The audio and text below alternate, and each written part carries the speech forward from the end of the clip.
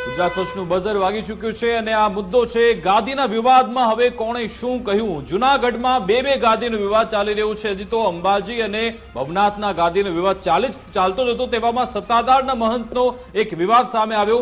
અહીંયા વિજય બાપુ છે, તેમના ભાઈ નીતિન ચાવડાએ તેના પર ગંભીર આક્ષેપ લગાવ્યા હતા. એક બાદ એક આક્ષેપ થઈ રહ્યા છે અને હવે વધુ એક ઘટસ્ફોટ આજે થયો છે.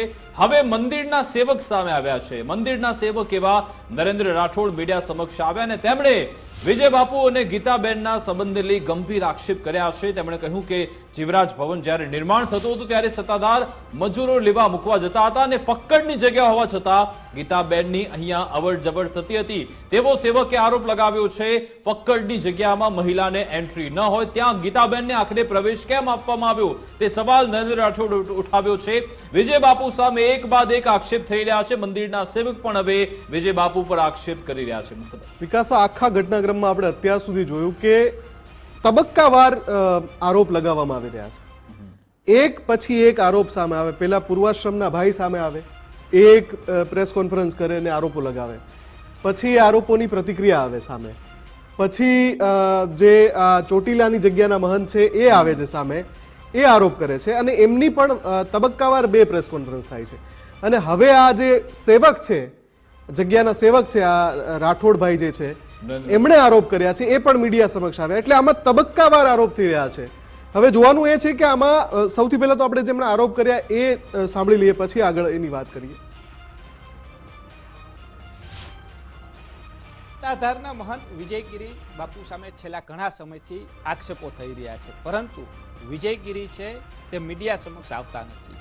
અને આખો મામલો જે મહિલાને લઈને આવે છે ગીતાબેન, તેને લઈને પણ અનેક સવાલો છે તે વિજયગીરી સામે થઈ રહ્યા છે. પરંતુ વિજયગીરી મીડિયા સમક્ષ નથી આવતા અને કહેવામાં આવે છે કે તમે ગીતાબેનને જઈને પૂછો.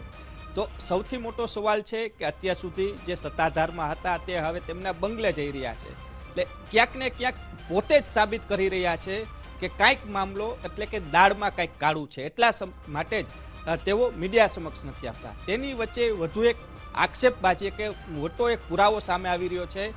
નરેન્દ્રભાઈ રાઠોડ કે જેઓ મૂળ રાજકોટના છે ને છેલ્લા ઘણા સમયથી સત્તાધારની જગ્યા સાથે સંકળાયેલા છે. આપણે સીધા તેઓની સાથે વાત કરીશું. તેઓ શું કહી રહ્યા છે, શું કહેશો વિજયગીરી અને ગીતાબેન વચ્ચેના સંબંધને લઈને? કંઈક આપની પાસે પણ માહિતી છે, શું આખી હકીકત છે?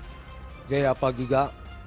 વિજય ભગત અને ગીતાબેનના અમે આજે વર્ષો થયા, શામજી બાપાનો વખતથી અમે સત્તાધાર સાથે જોડાયેલા છે. અમારી આસ્થાનું કેન્દ્ર છે, અમારો ગુરુદ્વારા છે, બરાબર છે.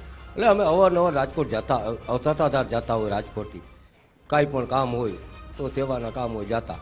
પણ છેલ્લા 15 વર્ષની આજુબાજુ ઓછામાં ઓછા થઈ ગયા. ત્યારે ગીતાબેન નામને એક વ્યક્તિ, જે આ બેનનું નામ ચર્ચાઈ રહ્યું છે, તે અમે એમને જોયા. એટલે એની જોયા હતા તો એક બાદ એક આરોપ લગાવવામાં આવી રહ્યા છે. યુદ્ધમાં જે સામે પક્ષે જે રીતે બાણ છોડવામાં આવતા હોય છે એ રીતે એક બાદ એક બાણ વિજય બાપુ સામે છોડવામાં આવી રહ્યા છે. વિજય બાપુ સામે હજુ સુધી જે આક્ષેપ થઈ રહ્યા છે તેનો જવાબ તેમણે હજુ સુધી આપ્યો નથી. તે ક્યારે જવાબ આપશે તેના પર નજર છે. પરંતુ આપણે વાત કરી સત્તાધારના વિવાદની. સૌથી પહેલા અવાજ તેમના ભાઈ નીતિન ચાવડાએ ઉઠાવ્યો હતો. તે પણ સતત સવાલ ઉઠાવી રહ્યા છે અને હવે ક્યારેક સેવક તેનો સવાલ ઉઠાવે છે, ક્યારેક જે અગાઉ આ ગાદી સાથે જોડાયેલા લોકો છે તે અવાજ ઉઠાવે છે. આની તો વાત થઈ ગઈ, વિવાદ ચાલી રહ્યો છે. હવે અંબાજી અને જે ભવનાથનો જે વિવાદ ચાલી રહ્યો છે, જેમાં એક મોરચો મહેશગીરી સંભાળેલો છે. મહેશગીરી સામે ઘણા બધા લોકો આક્ષેપ કર્યા. જો કે હવે થઈ રહ્યું છે કે પહેલીવાર તેમના સમર્થનમાં કોઈ ખુલીને મોટા કલાકાર આવ્યા છે અને આ કલાકાર છે બ્રિજરાજ દાન ગઢવી. જી હા, બ્રિજરાજ દાન ગઢવીએ મહેશગીરીનું ખુલીને સમર્થન કર્યું છે. જૂનાગઢમાં એક કાર્યક્રમ હતો, રાણપુરમાં કાર્યક્રમ યોજાયો હતો અને જ્યાં તેમણે મહેશગીરીના મુફદ્દલ જોરદાર વખાણ કર્યા, ખુલીને વખાણ કર્યા. કદાચ આ પહેલા કલાકાર હશે જેમણે મહેશગીરીનું સમર્થન કર્યું. બિલકુલ. એટલે અત્યાર સુધી આપણે જોયું છે કે આખા વિવાદમાં મહેશગીરીની સામે આરોપ ઘણા બધા થઈ રહ્યા હતા. આ જે નિવેદન છે ને, એમણે એમની શૈલીમાં, જ્યારે ડાયરામાં કાર્યક્રમમાં સંતવાણીમાં હાજર હતા એ વખતે એમણે એમની શૈલીમાં એક વાત કરી કે મર્દ માણસની જ હંમેશા પરીક્ષા થતી હોય છે. અને એમણે આ જે સંદર્ભ ટાંક્યો છે એ ટુકડો આપણી પાસે છે, પહેલા એનો એક અંશ જોઈ લઈએ. દશરથને પિતૃ તર્પણ વિધિ કરવા માટે બેઠા, તેથી આકાશમાંથી 72 પેઢીના જમણા હાથ લાંબા થયા હતા. એટલે રામને એમ થયું કે શું આજ સુધી કોઈ પિતૃતર્પણની વિધિ નહીં થઈ હોય, પિંડદાન નહીં દેવાના હોય. તેથી મહેશગીરી બાપુ આકાશમાંથી શબ્દ ઉઠ્યા હતા કે આજ સુધી પિતૃતર્પણ વિધિ થતી રહી છે, પિંડદાન દેવાતા રહ્યા છે, પણ અમારે કોઈના હાથે સ્વીકારવું નહોતું. કારણ કે અમને ખબર હતી અમારા કુળમાં રામ જેવો દીકરો આવવાનો છે, એટલે અમે કોઈના હાથે સ્વીકાર્યું નથી.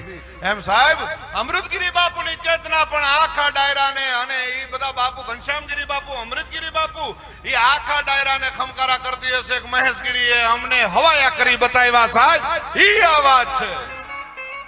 અને બાપુ પરીક્ષામાંથી તો હારાને પાસ થવું પડે, પણ ઈ હોમાં હોરો ઉતરે ને ઈ જ મરદ સાધુ કહેવાય. સાહેબ પરીક્ષાઓ તો થાય, અને પરીક્ષા મરદની જ થાય.